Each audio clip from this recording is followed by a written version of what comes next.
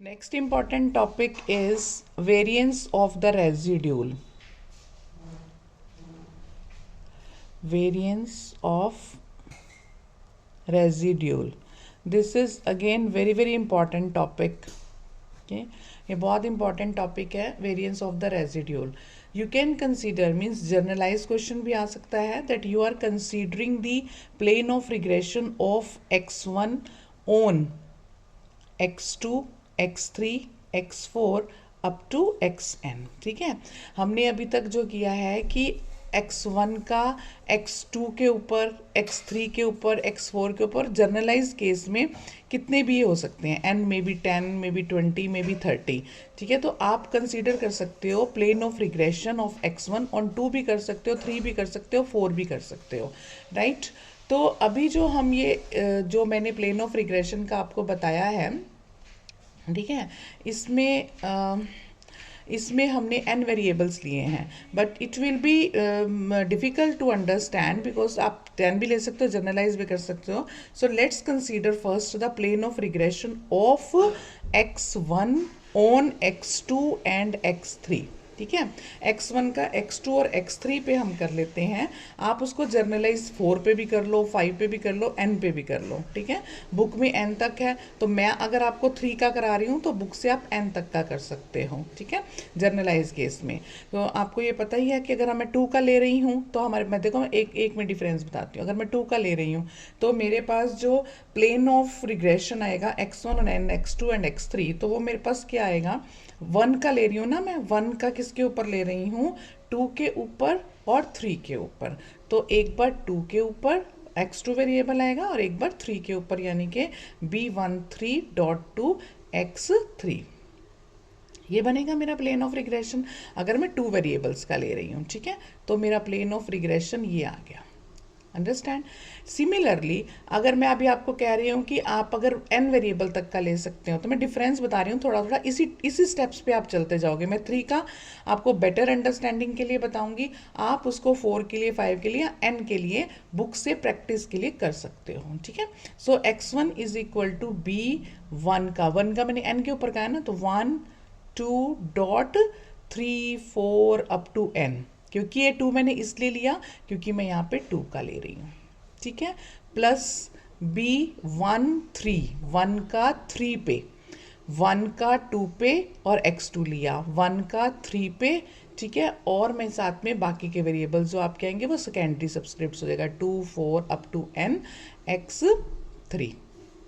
ठीक है, इसी तरह से आप इसको और इक्वेशन को बढ़ाते चले जाओगे. ठीक है, तो आपके पास क्या मतलब जो 1 का n के ऊपर आएगा वो वेरिएबल आपका xn बन जाएगा, और डॉट के साथ बाकी सारे सेकेंडरी वेरिएबल 2 से लेके n-1 तक, 2 3 अप टू n-1 तक वो सेकेंडरी वेरिएबल्स इस n के साथ आ जाएंगे. ठीक है, and 6 xi's are measured from their respective means, so you can say that expected of xi is equal to 0.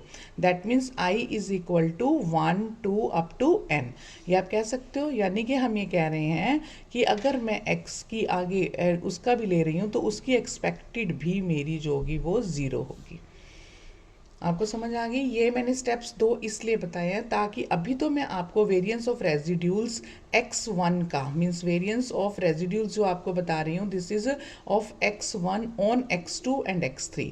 लेकिन वो मैंने आपको बताया कि ये बनेगी मेरी प्लेन ऑफ इक्वेशन, जो बनेगी वो ये बनेगी. ठीक है, अगर आप प्लेन ऑफ रिग्रेशन जो है x1 का xn तक जाओगे तो वो ये बन जाएगी, उसको जितना मर्जी एक्सटेंड कर लो. ठीक है, so let's continue the plane of regression of x1 on x2 and x3. ठीक है, जर्नलाइज कैसे करना है वो मैंने आपको बता दिया. अब आप उसको कैसे 2 के लिए निकालोगे, एग्जाम के लिए, एग्जाम में 2 के लिए भी आ सकता है, देखो 3 के लिए भी आ सकता है.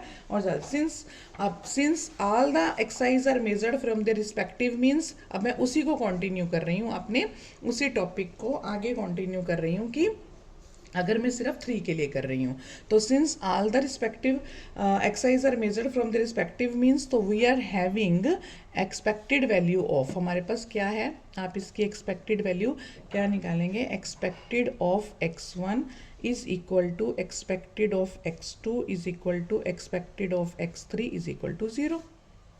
ठीक है, ये मेरी 0 हो गई। तो आप उसी तरह से आपको ये भी 3 के लिए अगर आप एक्सपेक्टेड ऑफ x1.23 भी 0 हो गई। समझ आ गया ना। Hence the variance of the residual is given by, अब variance of residual, variance of जो हम बात कर रहे हैं कि वेरिएंस ऑफ रेजिड्यूल है, तो variance of residual is given bye, variance of residual is given bye, किससे होगा, आपके पास क्या फार्मूला होता है वेरिएंस ऑफ रेजिड्यूल का, याद है या भूल गए, वेरिएंस को डिनोट करते हैं सिग्मा स्क्वायर से। अब क्योंकि हमने 1 का 2 3 पे करना है तो मेरा वेरिएंस का ये बन जाएगा 1/n हो गया, समेशन हो गया, और आपके पास वेरिएबल ये है माइनस इसकी एक्सपेक्टेड x ऑफ 1 2 3 और ये इसका स्क्वायर, ये इसका स्क्वायर। ठीक है, तो ये मेरे पास ये यहाँ पे आ गई, क्योंकि आपको ये पता होना चाहिए कि जो सिग्मा आई स्क्वायर है, जो हम वेरिएंस ले रहे हैं, दिस वेरिएंस का जो फार्मूला है वो मेरे पास आ जाएगा एक्सपेक्टेड ऑफ, ठीक है ना, आप जो वेरिएबल होता है माइनस उसकी एक्सपेक्टेड का स्क्वायर हो जाता है। ठीक है, क्योंकि हम यहाँ से ये फार्मूला यूज़ करेंगे और आर का ये फार्मूला यूज़ करेंगे कि r of x y is equal to covariance of x y divide by sigma x sigma y. ये कोवेरियंस कोरिलेशन किसका, एक्स वाई के बीच में, covariance of x y divide by sigma x sigma y. अब ये क्योंकि अब expected value ये 0 हो गई, ये मैंने आपको अभी बताई है कि ये वाली वैल्यू जो है ये 0 है, ये 0 हो गई, तो आपके पास यहाँ पर क्या बचा, यहाँ पर क्या बचा आपके पास 1/n, और ये क्योंकि स्क्वायर है तो इसका स्क्वायर हो गया, तो समेशन एक्स स्क्वायर 1.23। ठीक है, इस स्क्वायर को अगर मैं खोल के लिखती हूँ तो 1/n समेशन x.123 x.123।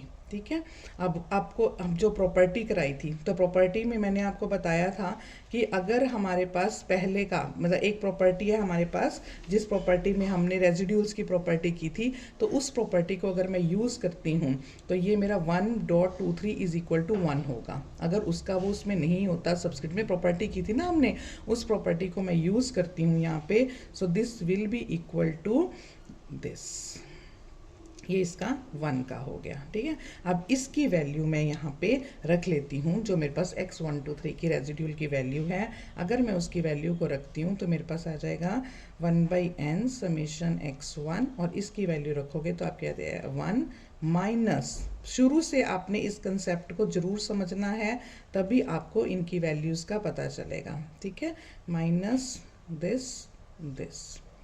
ठीक है, ये हमने इसकी वैल्यू पुट कर दी।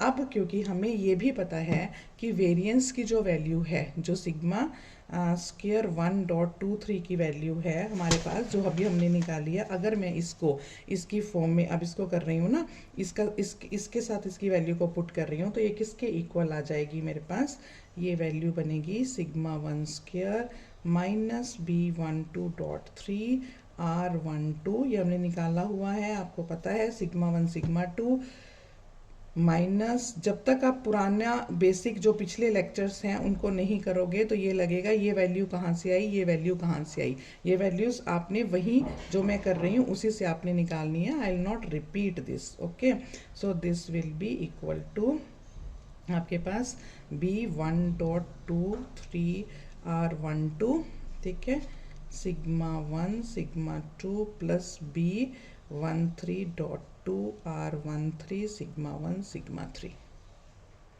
ये वैल्यू ये बनेगी, ये वैल्यू आपकी यहाँ से देखो तो ये वैल्यू ये बनेगी। ठीक है, अगर हम इसको ऐसे देखेंगे, देखो sigma square 1.23 is equal to sigma 1 square minus B123 R12 sigma 1 sigma 2 minus B123 R13 sigma 23। ठीक है, यहाँ पे क्या sigma 1 square minus sigma square 1.23 this plus this into this. ठीक है, so after this we start from this, मतलब plane of regression से हम इसको करेंगे। और हमें ये भी पता है, ये इक्वेशन हमारे पास ये आई है, और इसकी इक्वेशन हमें पता है कि summation x1 x1.23 is equal to 0 है। और आपको r का भी पता है, ठीक है। r का हमारे पास क्या इक्वेशन हमें पता है, देखो r की भी इक्वेशन हमारे को पता है कि r की इक्वेशन अगर हम कर रहे हैं तो r की इक्वेशन हमारे पास क्या है,